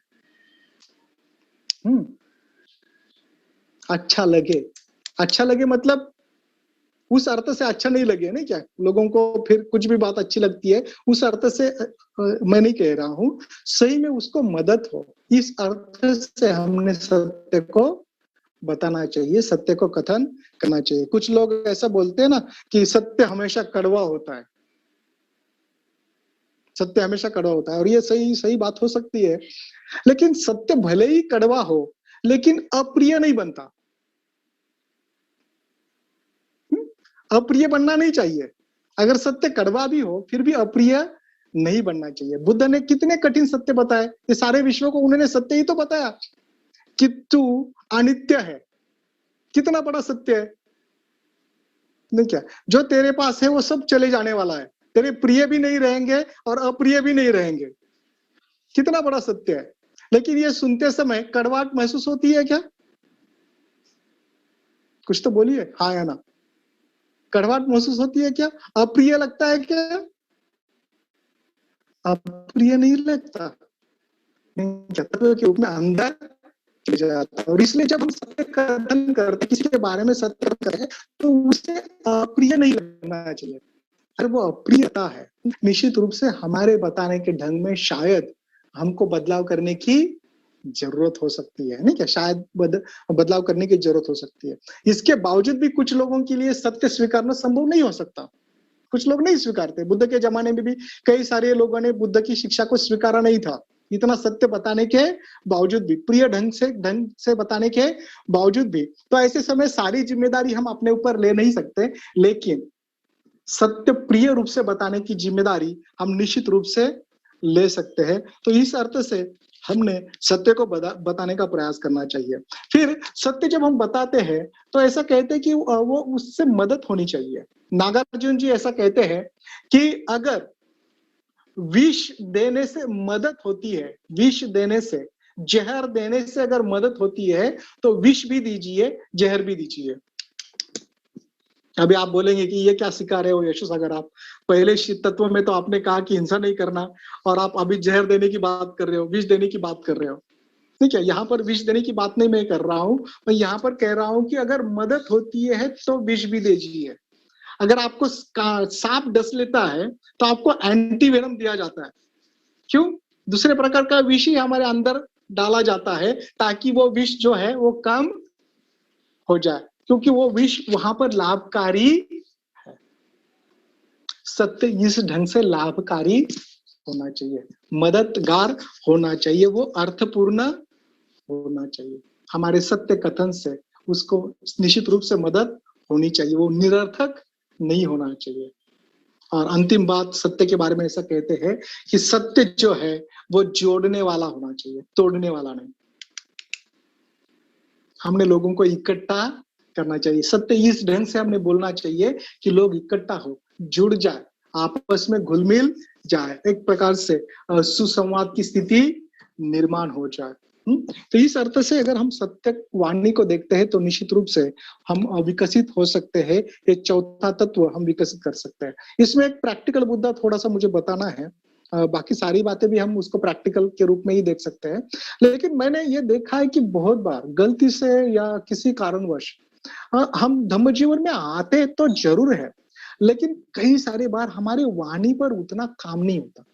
हम में से कई सारे लोगों को कठोर बोलने की आदत होती है, चिल्लाकर बोलने की आदत होती है। अब वो आदत धम्म में आने के बाद भी वैसी ही रहती है। हम में से कितने लोग हैं जो फटे स्पीकर के पास बैठना पसंद करेंगे? कोई नहीं, कर्कश आवाज चल रहा है ना, क्या फटा स्पीकर है, कर्कश आवाज है, कोई नहीं बैठना चाहेगा। इसी प्रकार से अगर कोई कर्कश रूप से बात करता है, चिल्लाता है, तो हम उसके साथ जुड़े रहना नहीं चाहेंगे, संपर्क नहीं रहेगा वहां पर। तो निश्चित रूप से उनको उस प्रकार की वाणी पर काम करना पड़ेगा। ठीक है, कोई बोलते कि नहीं, मेरी वाणी ऐसी है, मैं हमेशा इस तरह से सीधा सीधा बोलता हूँ, और कठोर होता है, लोग आएंगे नहीं। प्रिय वाचा कहा गया है, लोगों को इकट्ठा करने का माध्यम प्रिय वाचा कहा गया है। 4 संग्रह वस्तु है ना, लोगों को इकट्ठा करने का माध्यम है, वो लोगों को पास बुलाने का माध्यम है, संघ निर्माण करने का माध्यम है। तो प्रिय वाचा जो है, मृदु वाचा, प्रिय वाचा कठोर वाचा से विरुद्ध है, तो हमने सही में उसका इस्तेमाल करना चाहिए। और एक बात मैं कहूंगा, ये शायद उतना उसके प्रति हम जागरूक नहीं होते, उसके ऊपर बहुत सारा काम भी हो जाता है, लेकिन कभी कभी अभद्र शब्दों का इस्तेमाल हम कर सकते हैं। कभी कभी हमारे हाथ से घर में खासकर, झगड़े में खासकर अभद्र शब्दों का प्रयोग किया जा सकता है। भाइयों और बहनों, बच्चों, ऐसे शब्दों का हमने इस्तेमाल नहीं करना चाहिए, क्योंकि ये जो भाषा है और ये जो वाणी है, वो सत्य वाणी हो नहीं सकती, वो समग्र वाणी हो नहीं सकती, वो संपर्क का तत्व हो नहीं सकता। तो इस प्रकार से हमने संपर्क के स्तर को विकसित करना चाहिए, हमारे वाणी को और गहरा करना चाहिए, सत्य को हमने बोलना सीखना चाहिए। और अंतिम जो तत्व है वो है जागृति का, स्मृति का तत्व। अभी ये तो बिल्कुल स्पष्ट है, इसके बारे में मैं और थोड़ा बाद में बताने वाला हूँ, खासकर जब हम समाधि की बात करेंगे तो उसमें मैं इसके बारे में और ज्यादा बताने का प्रयास करूंगा। लेकिन मैं इतना ही इसमें कहना चाहूंगा कि ये जो जागृति है, स्मृति है, हमारे नकारात्मक भावनाओं को नष्ट करने के लिए, हमारे नकारात्मक भावनाओं का शमन करने के लिए हमें साधन के रूप में प्राप्त होता है। हाँ, ये जागृति इसलिए बहुत आवश्यक है क्योंकि हम हमारी नकारात्मक मानसिक अवस्था को, नकारात्मक भावनाओं को हम कम कर सकते हैं। और इसलिए ऐसा कहा गया है कि जागृति के बगैर धम्म जीवन नहीं है। जब हमारी दीक्षा होती है, धम्मचारी या धम्मचारिणी की दीक्षा होती है, तो हम दीक्षा के अंतिम क्षण में एक गाथा बोली जाती है, और वो गाथा होती है अपमादेन संपादेत। अपमादेन संपादित, मतलब इसके आगे जागृति से आप आगे बढ़िए। मतलब हम धम्मचारी और धम्मचारिणी बनते ही है जागृति के साथ आगे बढ़ने के लिए। और इसलिए स्मृति, जागृति हमारे जीवन का अभिन्न हिस्सा होना चाहिए। हर समय हमें स्मृति का आचरण करना चाहिए, जागृति का आचरण करना चाहिए। तो हम स्वयं को सवाल पूछ सकते हैं कि क्या सही में मैं जागरूक होती हूँ, स्मृतिमान रहती हूँ, स्मृतिमान रहता हूँ? ये बात हमने सही में स्वयं को पूछना चाहिए। अंतिमता एक ही बात उसके बारे में बोलूंगा और रुकना चाहूंगा। आचार्य शांतिदेव जी ऐसा कहते हैं स्मृति के बारे में, वो कहते हैं कि स्मृति ढीली हुई कि असंप्रजन्य चोर मन में प्रवेश करता है और पुण्य की सारी कमाई को चुरा लेता है। इस तरह जिनकी चोरी होती है वे पुण्य कमाकर भी दुर्गति को प्राप्त करते हैं।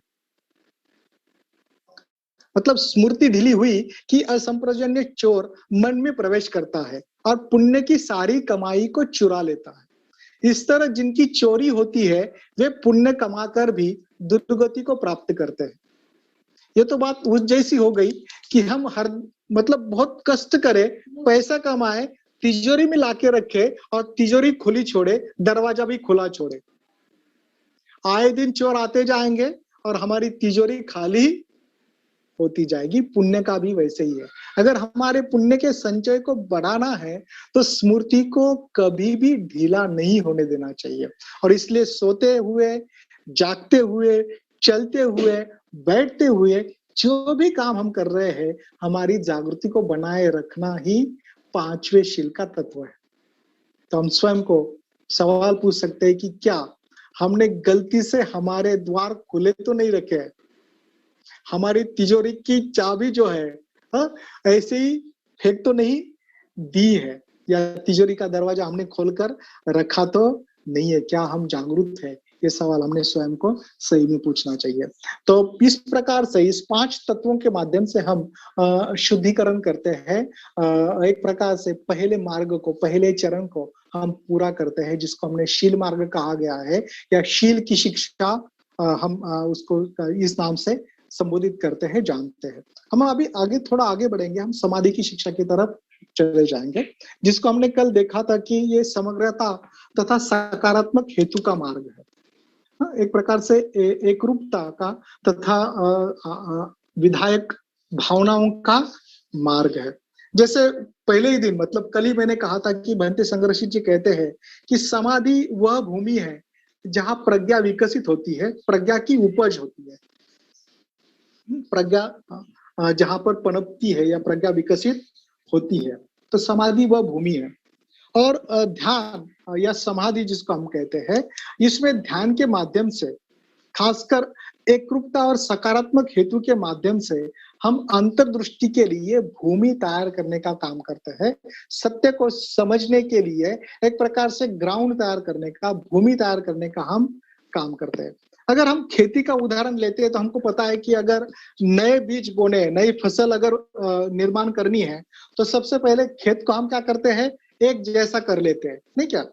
वो आपके पास नांगर हो, उसके माध्यम से हल हो, उसके माध्यम से, या फिर ट्रैक्टर के माध्यम से सारी जमीन को क्या कर देते हैं, हम एक जैसा कर देते हैं। और फिर उसमें जो तन निकला हुआ है, जो भी कूड़ा कचरा है, इकट्ठा मतलब एक साथ करने के समय जो भी बाहर आता है, उसको हम निकाल देते हैं, क्योंकि नए फसल के साथ वो बना न रहे, नए फसल के साथ वो बना न रहे। और उसके बाद फिर हम बीज बोते हैं और अच्छा धान फिर वहां पर उगता है, अच्छी फसल वहां पर फिर उगती है। बिल्कुल इसी प्रकार से हमारे जो पहले दो ध्यान है, आनापान सती और मैत्री भावना, वो हमारे लिए इस प्रकार से जमीन तैयार करने का कार्य करते हैं।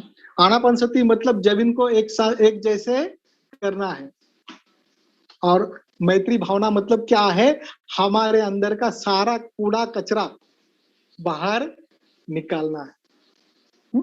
और इस तरह से फिर हम ग्राउंड तैयार करते हैं। और इसलिए ये बात मत सोचो कि अभी मैं मित्र हूं इसलिए 20 मिनट बैठना ही पड़ेगा, और इसलिए अगर आप बैठते हो तो फिर आपकी जमीन उतनी अच्छी तैयार नहीं होगी। इस अर्थ से अगर आप बैठते हो कि मुझे अंतर्दृष्टि का बीज उगाना है, मुझे अंतर्दृष्टि का पेड़ निर्माण करना है, तो फिर आप अंतर्दृष्टि की फसल उगानी है, तो फिर आप शक्ति लगा सकते हो, फिर आप जमीन को उपजाऊ बना सकते हो। अभी हमारी जमीन पूरी ओबड़ खाबड़ है कि नहीं? कुछ तो बोलिए हाँ या ना। यस, हमारी जमीन अभी पूरी ओबड़ खाबड़ है, कई सारे तन है, नहीं क्या? यस, तो उसको हमको सीधा करना है, तन को निकालना है, और यही काम आनापान सती और मैत्री भावना करती है।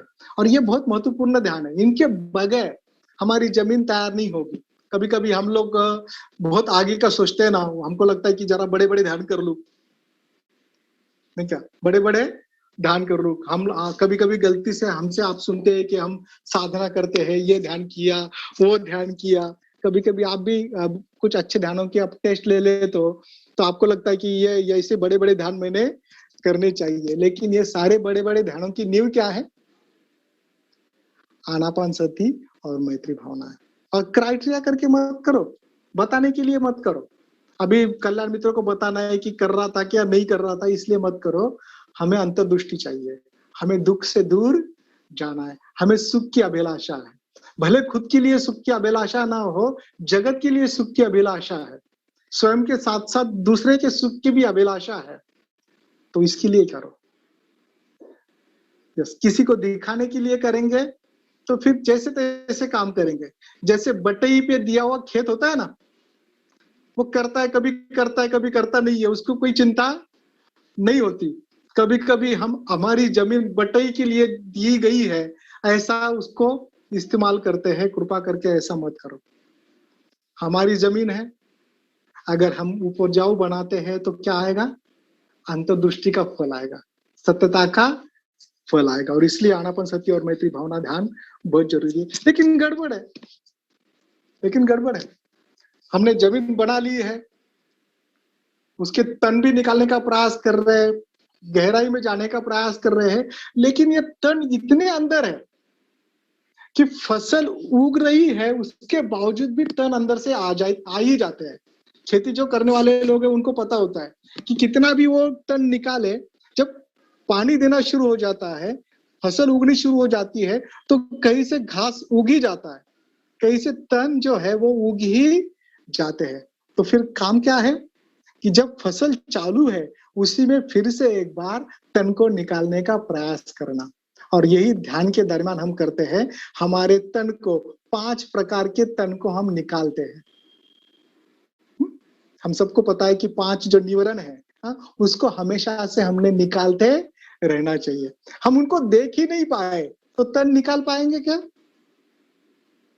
तन निकाल नहीं पाएंगे। इसलिए स्वयं को सवाल पूछना बहुत जरूरी है कि इतने दिनों से अगर मैं ध्यान साधना कर रहा हूं, तो क्या मुझे निवरण समझ में आते हैं?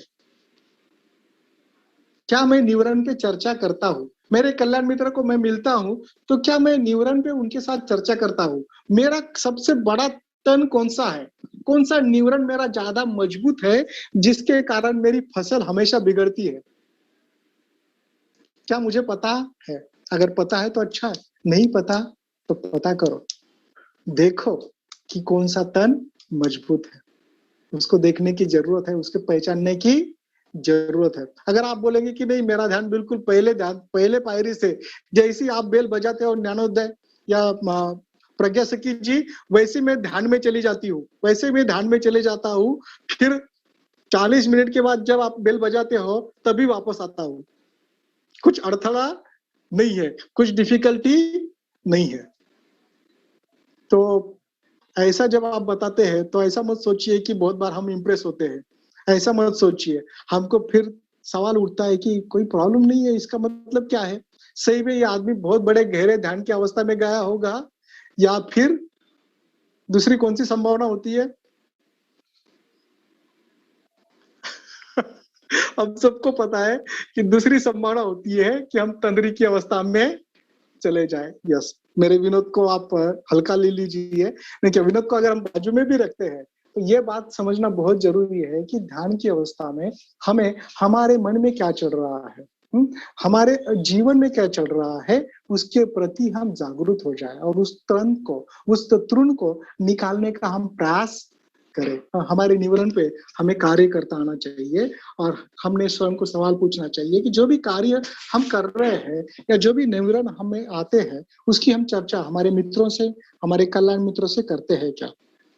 यस, अगर करते हैं तो वो अच्छी बात है। और धीरे धीरे फिर इसके माध्यम से हम ध्यान की गहराई को छूते हैं और गहरे चले जाते हैं। और जैसे ही हम और गहरे चले जाएंगे, ध्यान के ऊंचे अनुभव हम ले पाएंगे।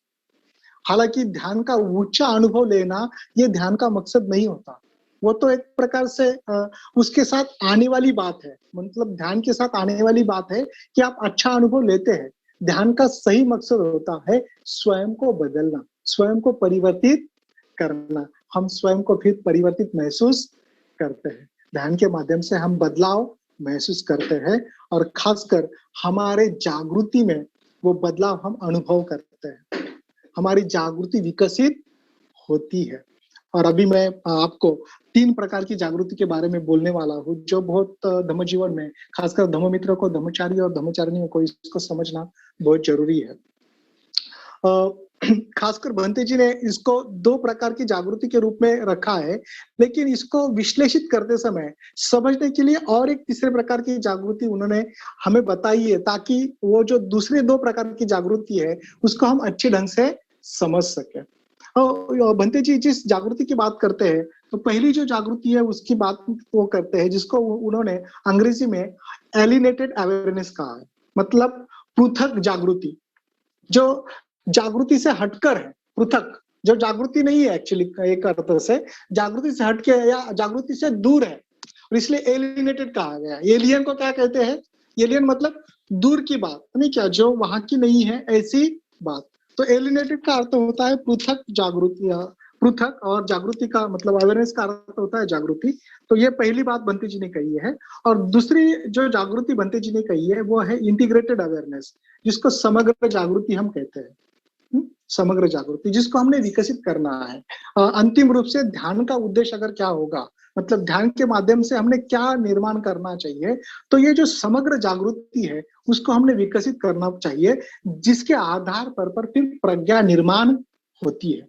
ये हमारा सही अर्थ से उसकी तरफ बढ़ने का उद्देश्य होता है। लेकिन उसके पहले जिस बात के बारे में बंते जी ने जिक्र किया है कि जिसको हम पृथक जागृति कहते हैं या एलिनेटेड अवेयरनेस कहते हैं, वो क्या है?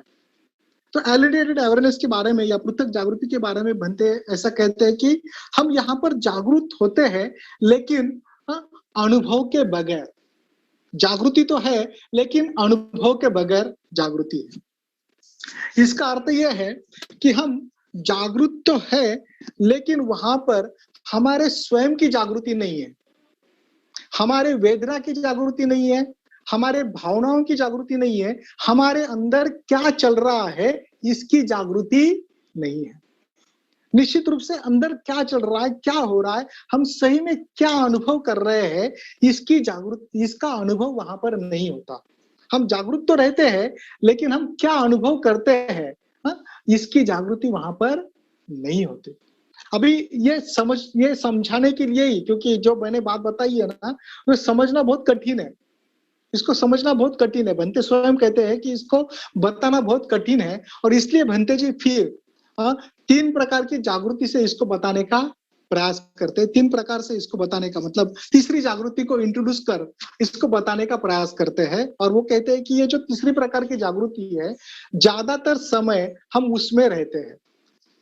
इसको हम जागृति नहीं तो अजागृति कहेंगे।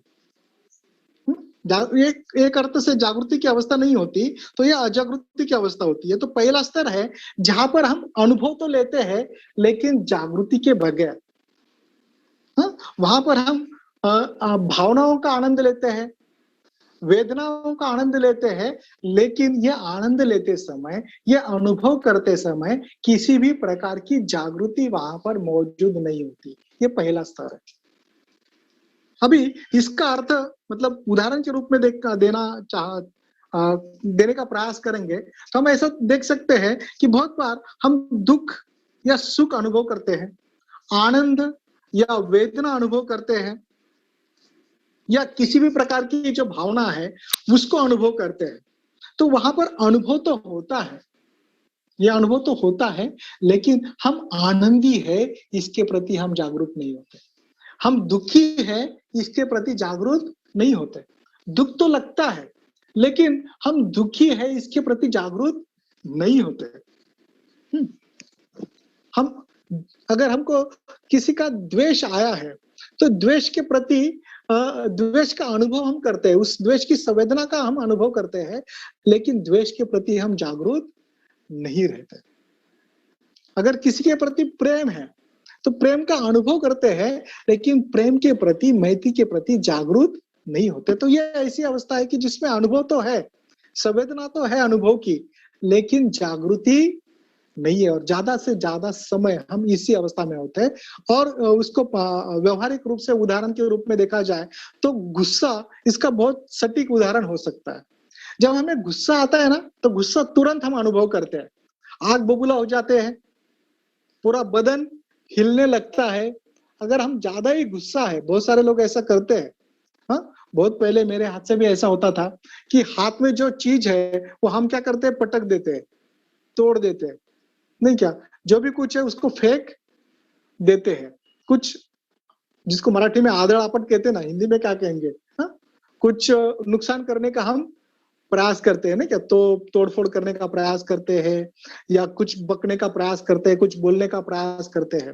और जब थोड़ी देर बाद, जब थोड़ा शांत हो जाते हैं हम, और जब सोचने लगते हैं कि क्या हुआ है, और तब हमको पूछा जाता है कि ऐसा क्यों हुआ, तो हम बताते हैं कि अरे मुझे ही पता नहीं कि कैसे हो गया, बस मुझे बहुत गुस्सा आ गया, इतना ही मुझे पता है, बाद में क्या हुआ, मैंने क्या किया, क्यों किया, मुझे कुछ भी पता नहीं है।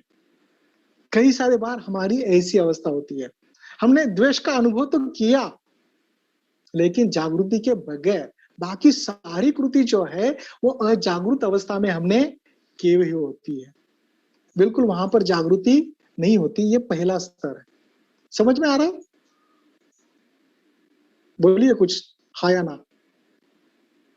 यस, ये पहला स्तर है कि जहां पर अनुभव तो है लेकिन जागृति बिल्कुल नहीं है। अभी इसको अगर हम समझते हैं तो दूसरे स्तर को समझना इजी जाएगा, जिसको मैंने एलिनेटेड अवेयरनेस कहा है या पृथक जागृति जिसको बनते कहते हैं, उसको समझना अभी इजी जाएगा। पहले इसमें क्या है, अनुभव है लेकिन जागृति नहीं है। अभी दूसरे इसमें जागृति है लेकिन अनुभव नहीं है। जागृति है लेकिन अनुभव नहीं है। एक प्रकार से हम हमारे साथ जो भी हो रहा है, जो भी घट रहा है, जो भी हमारे अंदर चल रहा है, उससे मानो दूर से देख रहे हैं, ऐसे जैसे मानो जो भी घट रहा है वो मैं हूं ही नहीं, जैसे मानो दूर से देख रहे उसको, नहीं क्या, त्रयस्थ व्यक्ति करके देख रहे, तटस्थ करके देख रहे, पृथक करके देख रहे, एलियन करके देख रहे, ये सब कुछ मेरा ही है। अब भावनाएं मेरी है, वेदनाएं मेरी है, वो चाहे अच्छी हो, बुरी हो, सुखद हो, दुखद हो, सकारात्मक हो, नकारात्मक हो, है किसकी? मेरी खुद की है, लेकिन उसको मेरी ही है ये समझने में मैं असफल हो रहा हूं, उसको पहचान नहीं पा रहा हूं, उसको मेरा है ये मुझे समझ में नहीं आ रहा है।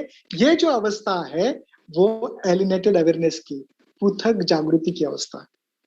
और बहुत बार हमारे साथ ऐसा होता है, और खासकर बंते जी ये कहते हैं कि जो लोग धम्म जीवन जीने का प्रयास कर रहे हैं और धम्म जीवन जीते जीते थोड़े से भ्रमित हो जाते हैं, उनके साथ ये एलिनेटेड अवेयरनेस मौजूद होती है,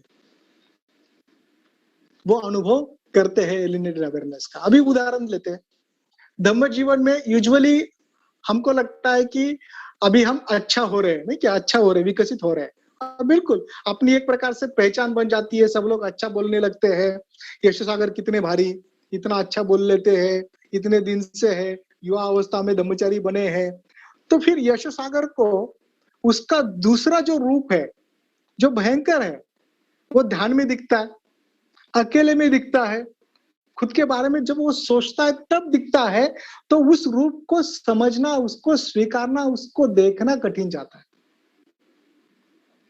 उसको स्वीकारना कठिन जाता है। और वो एक प्रकार से ऐसा देखता है उसको कि ये मेरा नहीं है, और उसको दबाने का, उसको पुश करने का प्रयास करता है कि ऐसे कैसे, क्या यश सागर के मन में ऐसा कैसे हो सकता है, ऐसा विचार नहीं आ सकता, नहीं नहीं नहीं, मैं ये अनुभव नहीं कर सकता, ये अनुभव नहीं कर सकता। अरे आया है आपके मन में, अनुभव नहीं कर सकते ऐसा कैसे बोल सकते हैं? आया आपके मन में तो इसका मतलब वो वहां पर है। हाँ, उसने वहां पर नहीं रहना चाहिए, इसके लिए आप प्रयास कर सकते हो, तुरंत उसको निकालने का प्रयास कर सकते हो, उसके ऊपर काम कर सकते हो, लेकिन ये आपके अनुभव में है, इसको नकार नहीं सकते। अगर उसको अनदेखा करे, उसको केवल पुश करे, तो वो पूरा कहां से आया है इसको हम समझ नहीं पाएंगे। अभी स्पष्ट हो रहा है क्या? बहुत सारा हमारा धम्म जीवन इसमें ही जाता है, हम अंदर से कैसे है इसको अनुभव ही करते नहीं है। कई सारे लोगों को लगता है कि आपको कभी गुस्सा आता है क्या? हम धम्म मित्रों को पूछते हैं बहुत बार कि अभी गुस्सा वगैरह आता है क्या? तो अभी धम्म मित्र क्या बोलते हैं कि पहले बहुत आता था, अभी बहुत कम हो गया है। तो अच्छी बात है, मतलब कोई बुरी बात नहीं है कि गुस्सा कम हो गया है, नहीं क्या, पहले बहुत आता था, अभी कम हो गया है, लेकिन कम ही हुआ है ना, पूरा रुक गया है क्या? कभी ना कभी आएगा, अलग अलग ढंग से आएगा, घर में अलग तरीके से आएगा, काम में अलग तरीके से आएगा, संघ में अलग तरीके से आएगा, दोस्तों के साथ अलग तरीके से आएगा, उसका अलग अलग रूप है। गुस्सा वही है लेकिन उसका अलग रूप है, उससे बरसना भी अलग अलग जगह अलग अलग है,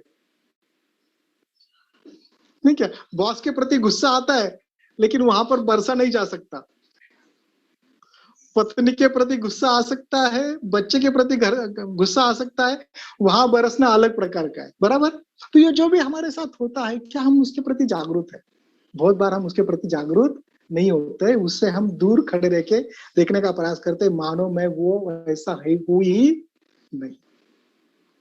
मुझे लगता है कि अगर ऐसी अवस्था में हम हैं तो निश्चित रूप से हम समाधि में गहराई से जा नहीं पाएंगे, धम्म जीवन में गलती से ये होने की संभावना होती है। हमें बढ़ना कहाँ पर है? हमें समग्र जागृति तक जाना है, क्योंकि वही हमारे अगले तीसरे मार्ग का या तीसरे पथ का साधन बनता है, तीसरे मार्ग की भूमि बनता है, और वो है समग्र जागृति। और यहाँ पर क्या होता है? अभी अनुभव भी होता है और जागृति भी होती है। जो भी कुछ हमारे साथ घट रहा है वो हमें पता होता है, उसके प्रति हम जागरूक होते हैं। जो भी कुछ घट रहा है, अच्छा या बुरा, जो भी कुछ घट रहा है उसके प्रति पूरी तरह से हम जागरूक होते हैं। हमारा अनुभव और हम अभी अलग नहीं होते। जो पृथक जागृति है उसमें हमारा अनुभव और हम अलग होते हैं, लेकिन इसमें हमारा अनुभव और हम अलग नहीं होते, हम एक बन जाते हैं। हमारा अनुभव और जागृति इकट्ठा आ जाती है। और ऐसा कहते हैं फिर यहाँ पर कि अगर ऐसा होता है तो निश्चित रूप से हम ज्यादा से ज्यादा सकारात्मक अवस्था की तरफ, सकारात्मक अनुभव लेने की तरफ अग्रसर होते हैं, आगे बढ़ते रहते हैं। और ये जागृति जो है फिर हमारे अनुभव को स्पष्ट करने के लिए मदद करती है। ये जो जागृति है वो हमारे अनुभव को अधिक खुला करने के लिए, क्लियर करने के लिए मदद करती है। अभी इसका उदाहरण मैं देता हूं। समझो हम दुखी है और उसका अनुभव हम लेते हैं और उसके प्रति जागरूक है कि हम दुखी है, तो फिर ये जागृति क्या करेंगी? हमको ये देखने के लिए मदद करेंगी कि मैं सही में दुखी क्यों हूं, क्या कारण है मेरे दुख का, उसकी गहराई में जाने के लिए वो मदद करेगी। एक प्रकार से जो सूक्ष्मदर्शक है ना वो बन जाएगी। और सूक्ष्मदर्शी होता है ना यंत्र, जिससे हम गहरा देख सकते हैं, सूक्ष्म देख सकते हैं। ये जागृति हमारे दुख में उस प्रकार से सूक्ष्मता से अंदर चली जाती है और गहराई से जब हमें पता चलता है कि ये मेरा दुख कहाँ से आया है, तो वहां से फिर हम उसको मिटा सकते हैं। उसको न देखने के कारण, उसको मेरा ही है ये न समझने के कारण केवल हम ऊपरी तौर से पैरासिटामोल लेकर आनंदी हो जाते हैं, जबकि जरूरत एंटीबायोटिक की हो सकती है। यह क्या है? पैरासिटामोल। बहुत सारा हमारा धम्म जीवन इसमें ही चले जाता है। लेकिन अगर हम जागरूक है, समग्र जागरूक है, तो निश्चित रूप से दुख की गहराई में हम जा सकते हैं, हमारे अनुभव की गहराई में जा सकते हैं। और ऐसा किस तरह से कर सकते हैं? तो स्मृतिवान रहकर, हर दिन हर समय हम अगर स्मृतिवान रहने का प्रयास करते हैं तो निश्चित रूप से हम गहराई में जा सकते हैं। अंतिम बात की तरफ मैं बढ़ता हूँ। आज मैं थोड़ा ज्यादा समय आपका ले रहा हूँ, माफ कीजिए मुझे। वो बात है, अंतिम मार्ग है, वो है अंतर्दृष्टि का, सत्यता का मार्ग, जिसे हम प्रज्ञा कहते हैं, जिसे हम प्रज्ञा कहते हैं। ऐसा कहा जाता है कि प्रज्ञा ये अज्ञान की औषधि है। प्रज्ञा या अंतर्दृष्टि अज्ञान की औषधि है। अज्ञान जो हमारे दुख का कारण है, दुख का मूल है, उसकी औषधि ये प्रज्ञा है, उसकी औषधि ही ये प्रज्ञा है। इस अर्थ से अगर हम देखते हैं तो निश्चित रूप से हमें प्रज्ञा विकसित करना अनिवार्य बन जाता है, सत्य को समझना अनिवार्य बन जाता है, क्योंकि हम हमारे अज्ञान को मिटाना चाहते हैं। जो हमारे दुख का, समस्त मानव जाति के दुख का मूल है, उसे ही हम मिटाना चाहते हैं, और इसलिए हम प्रज्ञा को विकसित करना चाहते हैं। फिर प्रज्ञा को विकसित करेंगे कैसे? कई सारे फॉर्मूलेज है, कई सारे तरीके हैं जिससे हम प्रज्ञा को विकसित कर सकते हैं। लेकिन एक पारंपरिक जो फॉर्मूला है उसको थोड़ा सा हम देखने का प्रयास करेंगे, जो हम सबको पता है। आज जैसे मैं प्रज्ञा सखी जी ने कहा कि कोई नई बात मैं नहीं बता रहा हूँ, और नया कुछ बताने के लिए नहीं होता है, उसी बात को गहराई से सोचना ही होता है, केवल उसी बात को गहराई से सोचना ही होता है। तो अभी भी मैं आपको नया कुछ नहीं बता रहा हूँ, और मेरा तो है ही नहीं है, ये सब कुछ बनते बुद्ध और बाबा साहब से आया हुआ है। मैं केवल आपको बताने का प्रयास कर रहा हूँ। तो जो फॉर्मूला मैं आपको बताने वाला हूँ ये सर्वश्रुत फॉर्मूला है, वो है दुख, अनित्य, अनात्म को देखना। ये तीन लक्षण जो है अस्तित्व के, उसके ऊपर सोचना, उसका चिंतन करना, उसके ऊपर ध्यान करना, उसके ऊपर सोचना, और इसके माध्यम से सही में सत्य को खोजना, प्रज्ञा को निर्माण करना। अभी दुख को थोड़ा सा देखने का हम प्रयास करेंगे। दुख ये जो शब्द है दो शब्दों से बना है, दु और ख। ये शब्द जो है दु और ख से बना है। हाँ? ख का अर्थ होता है चक्र, ख का अर्थ होता है चक्र और दु का अर्थ होता है गलत ढंग से लगा हुआ, गलत ढंग से लगा हुआ। तो हम इसको दुख का अर्थ दुचक्र करके भी ले सकते हैं। दुचक्र मतलब गलत तरीके से लगा हुआ चक्र। अभी इसलिए अंग्रेजी में इसका जब दुख का अर्थ बताया जाता है अंग्रेजी में या उसकी शब्द की उत्पत्ति बताई जाती है तो उसे अंग्रेजी में कहा जाता है इल फिटेड व्हील। इल फिटेड व्हील मतलब गलत ढंग से लगा हुआ चक्का। समझो कोई भी गाड़ी का चक्का है, अगर वो गलत ढंग से लगा तो यात्रा कैसे होगी? यात्रा तकलीफदेह होगी। यात्रा सहज होगी क्या? कभी अभी पता नहीं आप लोगों को ये उदाहरण कैसे लगेगा। आजकल ट्यूबलेस टायर है तो वो प्रॉब्लम नहीं आता, लेकिन पुराने जमाने में ट्यूब के टायर थे और ट्यूब के टायर में बहुत बार गेटर आता था और टायर एक जगह फूल जाता था, ट्यूब फूल जाती थी।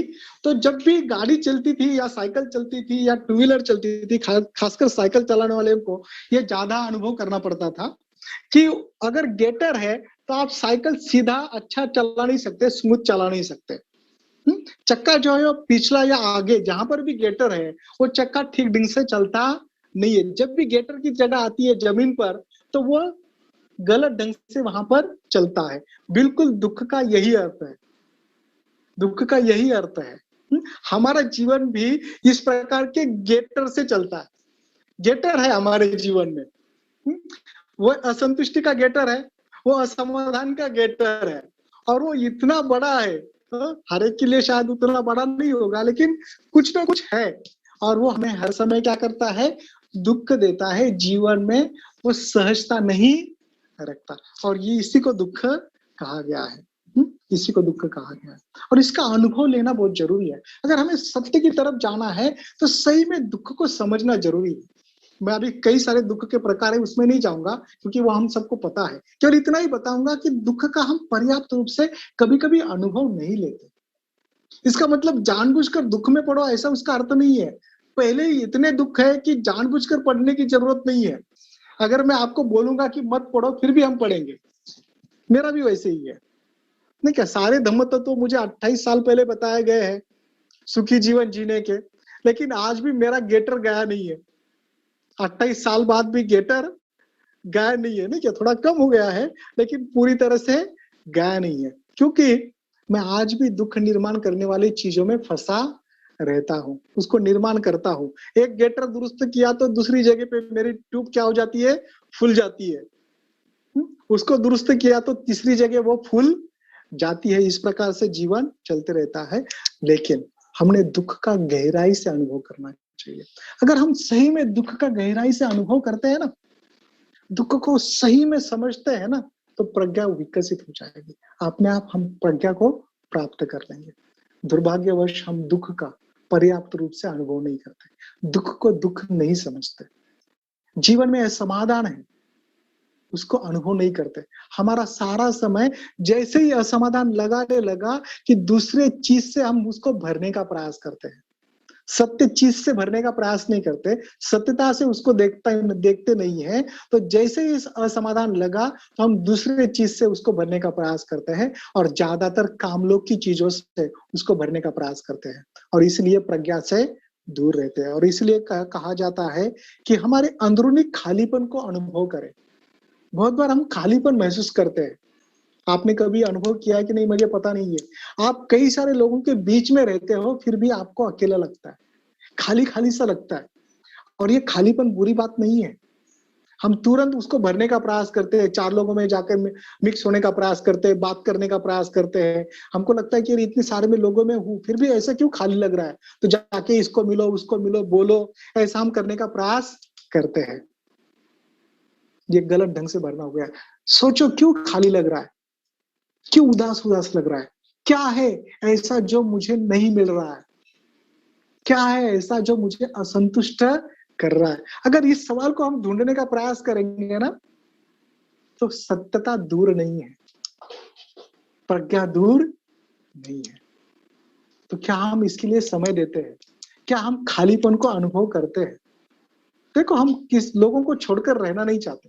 कई सारे लोग एकांतवास को नहीं जाते क्योंकि उनका आदत ही नहीं है कि 10 मिनट भी किसी लोगों से दूर रहे। घर में भी लोगों से घिरे हैं, ऑफिस में भी लोगों से घिरे हैं, संघ में आते हैं लोगों से घिरे हैं। 10 मिनट के लिए भी हम अकेले नहीं हैं।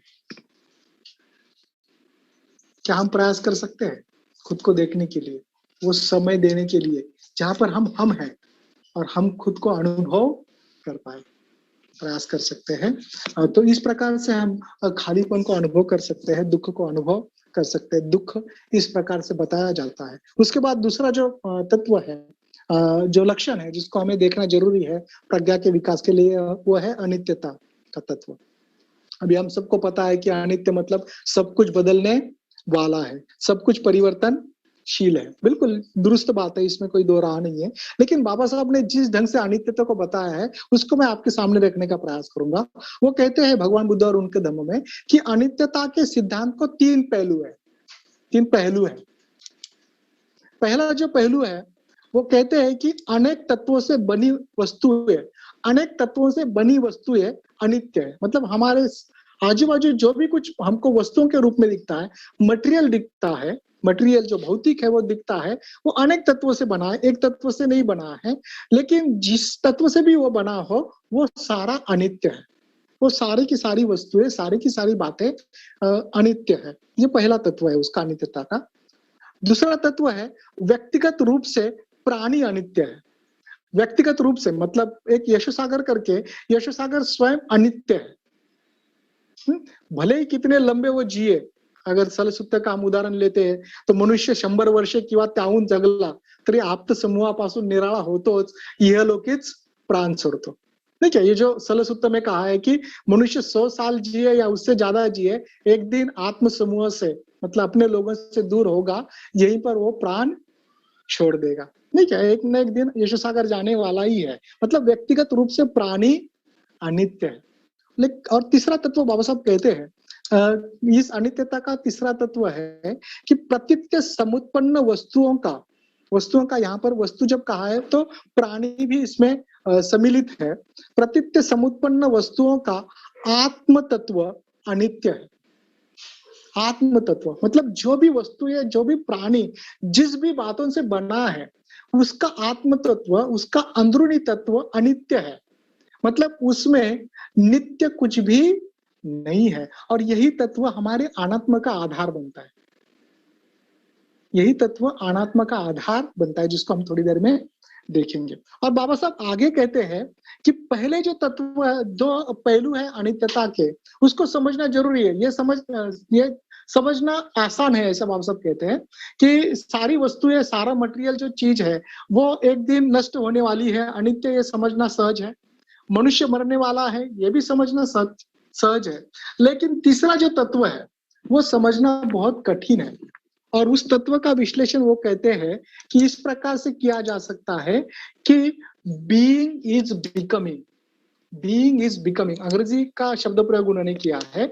उसका अर्थ ये होता है कि मनुष्य हर समय बन रहा है, घट रहा है, हर समय बन रहा है।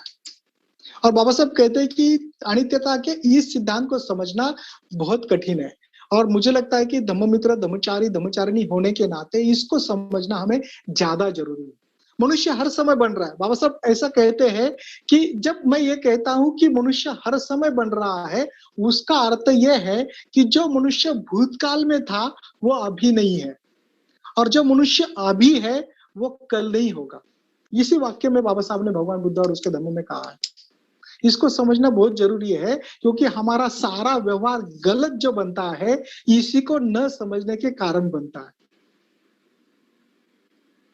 हम मनुष्य को बदला हुआ महसूस करते ही नहीं है।